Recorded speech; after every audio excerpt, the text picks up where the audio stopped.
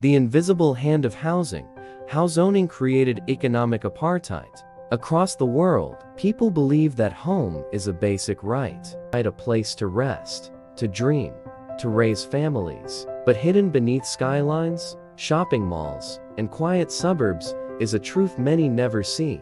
Housing has been shaped not just by walls and roofs, but by invisible rules. Rules that quietly divided society. This is the story of how those rules created a new kind of separation, economic apartheid. The global city of Mirador. The story takes place in Mirador, a fictional global megacity modeled after cities from the US to South Africa, India to Brazil, and Europe.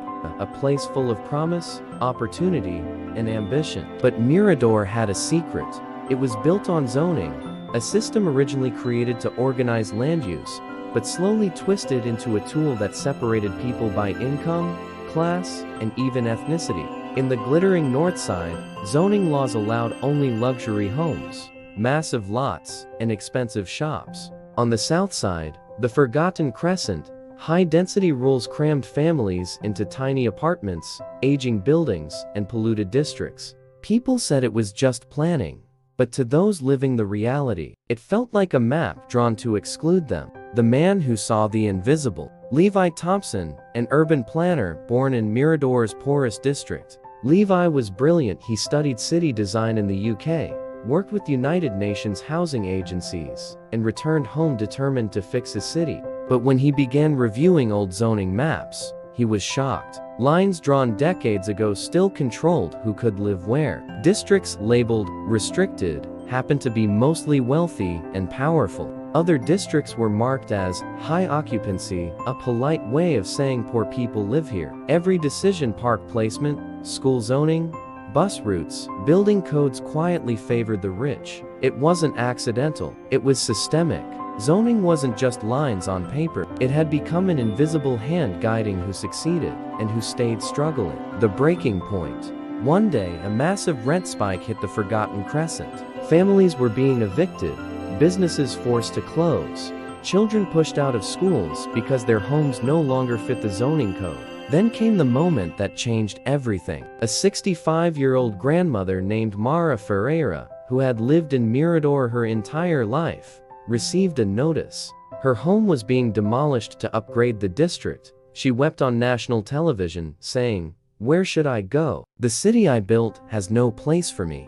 The video went viral globally. People around the world began asking, how could a city erase its own citizens? The movement that followed, Levi decided silence was no longer acceptable. He gathered community leaders, teachers, street vendors, construction workers, delivery riders, people who lived the consequences of zoning every day. They created a campaign called Draw the Lines Again, but instead of protesting violently, they used the city's own tools against it. Levi released side-by-side maps, wealthy versus poor districts. A data scientist visualized how zoning shaped life expectancy. A filmmaker created a short documentary that spread to 40 countries. Students reimagined the city with equitable zoning. Volunteers translated stories into 16 languages. The movement grew until tens of thousands marched silently with signs reading, "Homes are not privilege, they are humanity."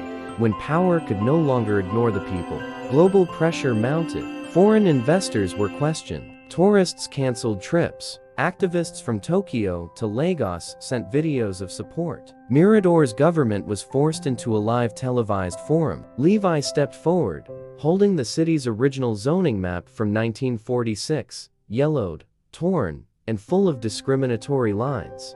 He said, "These lines were drawn by people, and people can draw new ones." Silence filled the room. Then the mayor spoke.